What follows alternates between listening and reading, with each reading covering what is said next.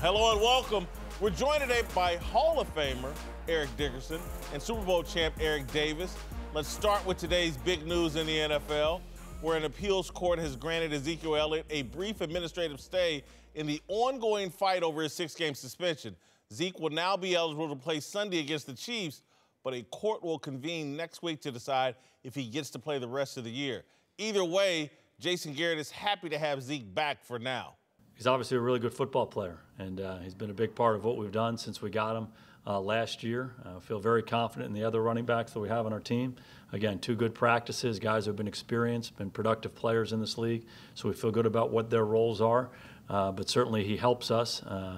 He's been very productive for us from the first game he's played, and he's been playing awfully well here of late, and excited to have him back. I think everyone's excited. I kind of felt a little bit of it seemed like a little burst of adrenaline in this team when I came in the locker room. All right, Cowherd, sounds like you think Zeke won't help the Cowboys get past the Chiefs. No, Dak Prescott's maturity if Dallas wins. This team's been swimming in controversy. This is why I'm so big on temperament for quarterbacks. The Seahawks and the Cowboys. Seahawks have had the Michael Bennett story. They talked to Kaepernick. A city councilwoman came out. ESPN, the magazine, defensive guys, clubbing the offensive guys. I got Doug Baldwin getting in a fight with the coach. Seattle's all good. Mature leader. Cowboys got Jerry's anthem. You got Zeke's legal stuff. You got Dez waving the 2, only 2 targets. Well, how are the Cowboys?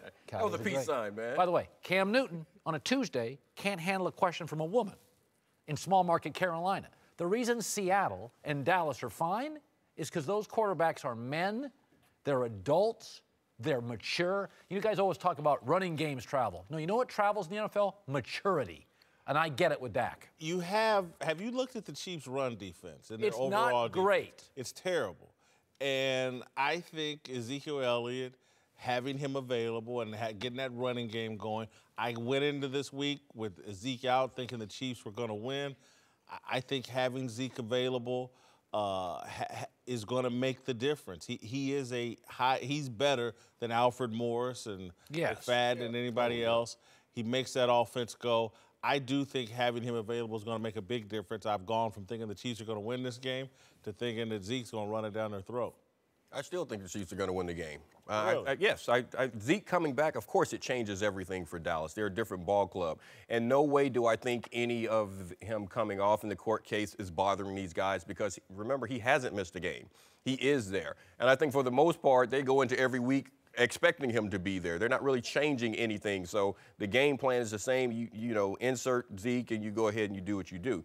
But this game right here, these teams are actually, forget the stats in this one, these are 2 good football teams. So when you get 2 good football teams, it's going to come down to some of the X's and O's. And I'm going to take Andy Reid over Jason Garrett in a tight game every single time, and twice this Sunday. Okay, that's just the way I look at it. It's a playmaker Sunday. I got Tyreek Hill, Kelsey, Kareem Hunt. I get a lot of playmakers. On both sides of the ball. Oh, at the home field in Dallas. Oh, no. I agree with you, E. I think Kansas City win this football game. Like you said, Andy Reid, most definitely, I take Andy Reid all day long. The Kansas City Chiefs has a lot of weapons. I mean, a lot of weapons. And people kind of forget about special teams. Special teams is a big part of this. I mean, Tyreek Hill, I mean.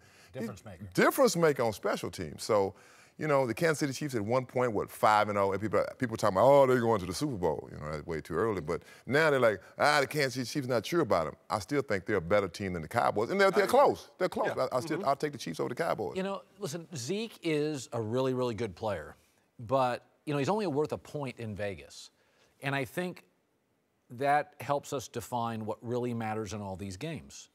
This is why people give up multiple picks for quarterbacks. Is that what you're trying to create in the NFL is a league full of drama, and the Cowboys are always drama. You're not only seeking the right quarterback, you're seeking the right human. And Dak Prescott, to me, has so much more value. Just think about Jerry this year. It's Papa John's, it's Goodell, it's Anthem, and they're the #1 brand in the league, which is the #1 TV show on 5 networks. The Cowboys have been swimming in stuff since camp. I remember doing live shots since camp. Haven't missed a beat. I think that's all Dak. But it can't be all Dak when Zeke's been there for every one of those games. And again, I just want to just on the pure football sense of it, the key we've talked all week, keeping Dallas's defense off the field so it doesn't get exposed. That's what Zeke in that running game. Allow the Cowboys to possess the ball. I think that's going to make a difference this Sunday against the Kansas City Chiefs. You want to keep Andy Reid and these guys off the field. All right, welcome back. Mark Schlereth is back, and we're joined now by the founder of the Big Lead, Jason McIntyre. Let's move to last night's game, where the Jets, Jets dominated the Bills, winning 34-21 in a game that wasn't as close as the final score. The Jets are now 4-5, despite the fact they appeared to be tanking after giving away some of their best players earlier in the year. Todd Bowles addressed his team's surprising success after the game. Todd, to have 4 wins at this point in a season where there were people who thought it was going to be tough for you to get to 4, what does that say about the resilience of your team and just the spirit of it? Well, for us inside the building, we think we should have more, but we didn't play well enough to close games out. We don't worry about the outside of the building. All right, Cowherd, should Jets fans like McIntyre be bothered that their team isn't tanking? No, they should be happy. They have maybe, along with Sean McVay, the best young coach in the game. I watched them last night. You can tell a well-coached team. They have a point of view. They don't extend beyond what they're capable of doing. They kind of have a sense of what they are. I mean, the Jets they have talent. I mean, Cleveland's got talent. But I watch them and I'm like, that quarterback who's been around this league has never played better. Those running backs they got old guys playing young guys playing old. I mean, I watched them last night and I'm just like, that is a well-coached. By the way, it takes 2 things to win a Super Bowl: the right quarterback and the coach. We don't know if they're going to get a college kid that works. We know they have a coach. What happened last night is what I thought the Bills were going to do to the Jets. I mean, the Bills were the hot team that everybody, and I came away with the same thought as you. It's like, holy cow, they found a coach. And if you go into a season thinking, hey, it's about finding a quarterback and making sure you're in position to draft Rosen, Darnold, whomever, I would settle for finding the coach and sacrificing that young quarterback. But wait, Mark, before we get too excited about Todd Bowles, they did just blow 3 fourth-quarter leads in a row: Patriots, Dolphins, and then against the Falcons. And they only won 5 games last year. I think what Bowles has done is done a good job of gutting the locker room of bad guys last year. Brandon Marshall feuding with Sheldon Richardson, me first, Darrelle Revis. You know, they had some Geno Smith who got punched out. You know, it was a bad locker room. But, guys, I think as a Jets fan for a long time, you have to tank. This is 4 decades they have not had a good quarterback, a franchise quarterback. The last time they got one, Mark, in the top 5, Mark Sanchez. What'd they do the first 2 years? AFC Championship games. This team has not been to a Super Bowl. As you said, you need a quarterback. They're not getting one after they win 6 games. You're not finding one in the draft. Where do you find good quarterbacks? I mean, Deshaun Watson at the end of the first round, right? Derek Carr in the 2nd round, Dalton in the 2nd round, Russell Wilson in the 3rd round, Dak Prescott in the 4th round. This is about putting a team together. The problem with the NFL right now is we've got a bunch of guys that are trying to become head coaches that are offensive coordinators. So we have vanity play callers. We have guys that are more worried about putting up numbers than putting up wins, because the owners are just stupid enough to realize that, hey, my guy can put up big numbers. We'll hire that guy. Because, you know, look at all those offensive numbers. He's a groomer of the quarterback. No, Todd Bowles has gotten back to what wins games. He understands, one, it's not about you, it's about us. And if you're a bad dude, I'm going to get you out of my locker room, because that's going to end up hurting us as a football team. And the other thing is, man, one thing that will never go in and out of vogue is controlling the line of scrimmage. Man, they thunder punched the Bills right in the teeth last night. And you know what? The Bills got shell-shocked by it. That's who they are, and that's the way they're going to win. And who's to say that, you know, whether it's Donald or whether it's Rosen, who's to say any of those guys are going to come in here and light it up? We have seen it's a 50-50 crapshoot in the first round anyhow, especially with quarterbacks. 52, we have a graph. 52% of the starting quarterbacks in this league did not come from the first round.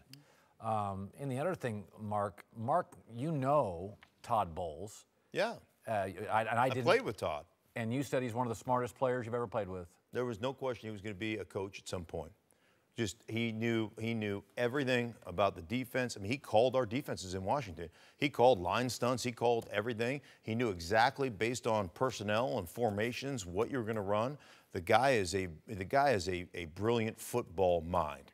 And that's who he is. I would add to the argument, Jason. I think that perhaps it's harder to find a coach that you can count on for 10 years than a quarterback. By the way, let me ask you this. Let me ask you this real quick.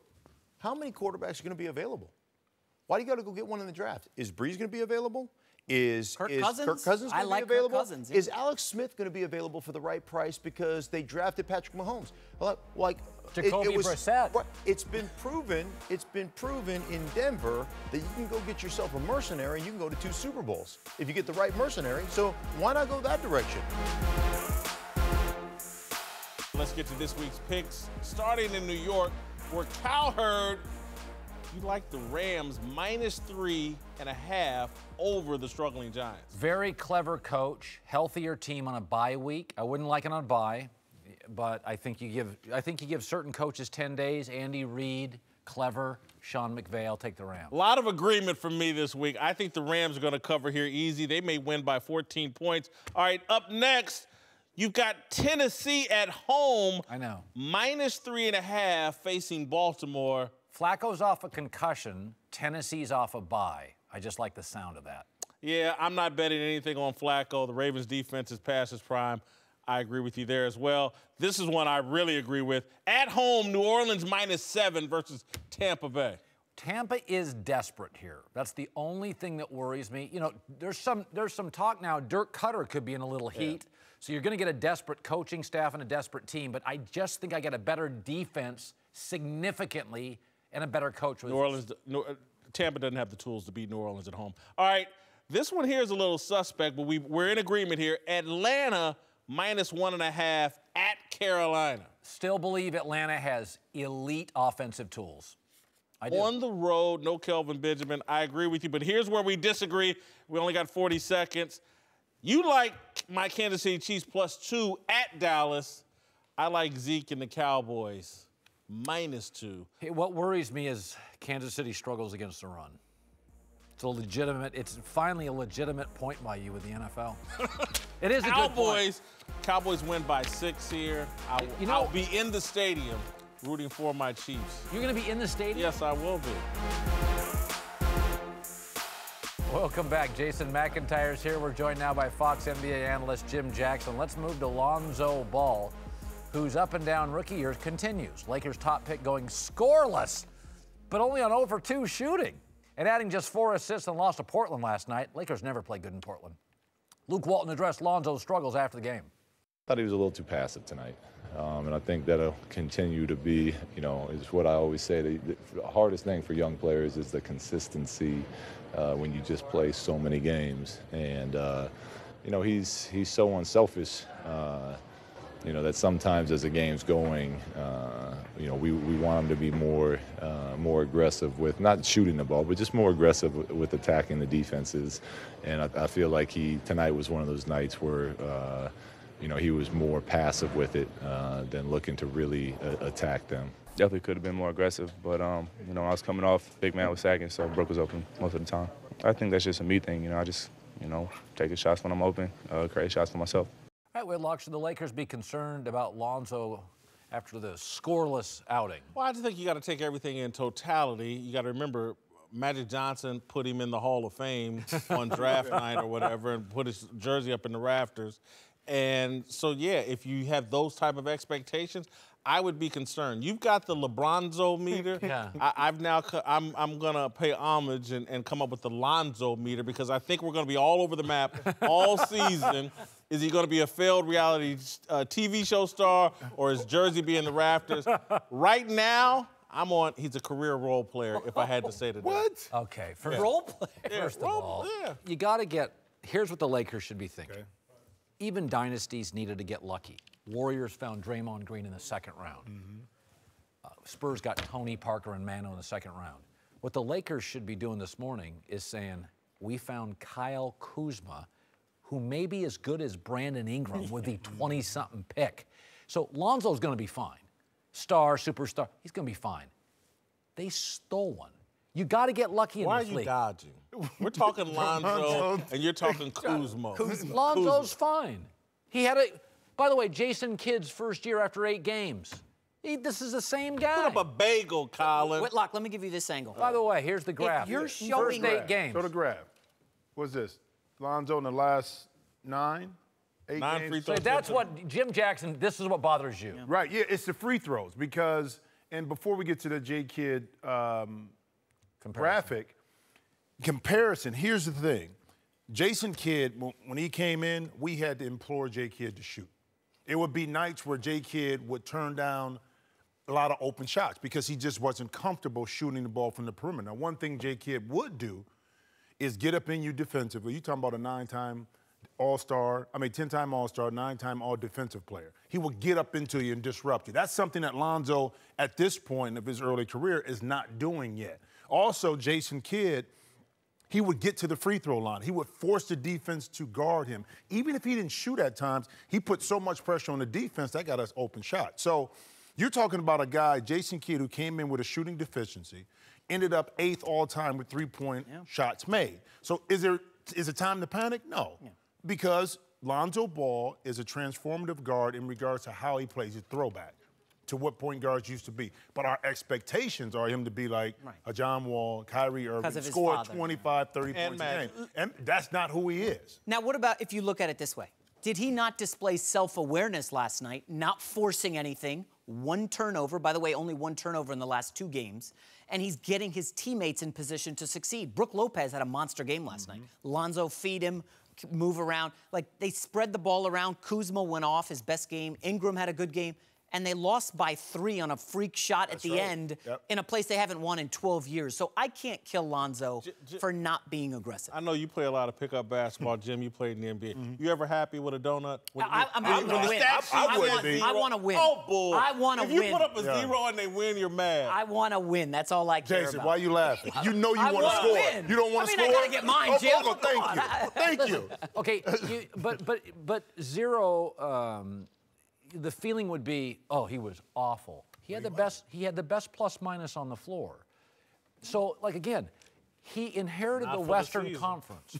Not for the season. But I'm saying, if you look generally, that would connotate, oh, God, he was awful. If you told me Lonzo didn't score a point, you'd be like, oh, my God, 1 turnover, good plus minus. Against a top 5 point guard in Damian Lillard. Arguably one of the best backcourts in the league. C.J. McCullough, Damian Lillard. I think he's a player. Listen, Jason Kidd had a lot of games where he scored 2, 5, 6 points. He did. And impacted what we did on the court. Yep. He made us so much better. And again, you go back to those times, that's what we expected a point guard to do. We expected him to set up, to rebound, to play defense, to be a leader on the court, do all those little things. That's what Lonzo is doing. But, again, the public wants to see 25, 30 points a game. They want to see those numbers. It's very good to hear Jim talk so positively about Jason Kidd. We won't get into Anita Baker. To Cleveland, where the Cavs have lost 4 straight and are sitting near the bottom of the Eastern Conference at 3-5. Now one of the newer Cavs, Dwayne Wade, says he sees a parallel between this team and the 2014 Heat team that lost in the finals to San Antonio. That last year in Miami when we went to the final, I don't know how we made it. As a team, we was kind of like this. It was worse because we weren't new guys. It was guys that have been around each other 4 years in a row. So your jokes wasn't funny no more to other guys. You know, when you walked in, it wasn't a big smile no more. Guys was just over you. It's like being in a bad marriage. But we somehow made it to the finals. Cowherd, should LeBron be annoyed by Wade's comments? Yeah, that's not really his space. This is like coming over for Thanksgiving dinner and ripping the food. This is LeBron's team. You're a guest. You were invited last second. You don't come in and say, I don't like the stuffing. That's like a personal shot. The jokes weren't funny. Yeah. Like, whoa, dude, you've been here an hour. He might be right, though. This is a bad marriage that will end in divorce, just like the 2014 Miami Heat. Should he say it? He's already conceding, look, we didn't win the championship there, and we broke up afterwards. This smells a lot like what we've seen from LeBron before. Did you like it? Well, what I looked at it is saying that they're basically old. I mean, the core group of guys that's playing is older. So when you're talking about finding another way to motivate yourself to play, that's what happens when you get older and you kind of been there, done that. And this roster, I said it from the beginning, when they put this roster together, yeah, they can get through the East. They can't beat either Oklahoma right now. You can't beat them, or you cannot beat Golden State with this roster in play. You need young, energetic players that's going to give you something differently, and we haven't seen that with this roster. So hey, I kind of feel Dwayne a little bit. You remember where Wade was last year in Chicago? Remember what happened with him and Rondo and Jimmy Butler in the locker room? You know, Wade's getting a little older and maybe a little mouthy. He's ornery. That's what he's an old man right now, and that's what I'm saying. And let me ask you this: if you're Kevin Love, Tristan Thompson, J.R. Smith, you're not going anywhere for a while. Are you a little ticked off? Man, this guy came in, stole a starting spot, and now he's talking about how bad his But he gave it back. He gave it back. He was smart. He gave it back. Isn't D. Wade just the one to give him credit for? He's been around the league. He's a smart player. He knows the temperature in the room. What he's telling you is, man, I walked into this house. There's just a bad vibe here. And by the way, I feel it as a viewer. I'm over the Cleveland LeBron story. No, but I'm saying, so I sense it. I'm like, LeBron's energy, LeBron's like, worst camp I've had. I can see it as a viewer. D. Wade's like, yeah, man, it's the jokes aren't funny here. What he's telling you is, this is stale. This is not. Where does it go from here? I mean, with Isaiah coming back, that's great. But the roster is still what it is. So where does it go from here in regards to really turning the corner and changing to make it seem like guys are having fun? Because when you look at them play, I'm not there like, let me turn the channel. This is a perfect question for you, Jim. I didn't do it. You played in the league for a long time. If you don't have those habits during the regular season, you just don't try, you're not there, can you all of a sudden just flip the switch and beat the Golden State Warriors? No, God. It's not happening. They'll have problems now getting out the East. They better get their act together or... They'll have problems getting out of the East. The other issue is, just say you're in a bad marriage and LeBron James won't let the marriage counselor talk. See, Tyronn Lue is supposed to be the guy that managed this marriage, but you got a husband in there that fills up the entire room, does all the talking, and the marriage counselor never gets a word in edgewise. Dwayne Wade has seen this before. He's called it. It's not fixable this year. They don't have a overall guiding principle or vision driving this team.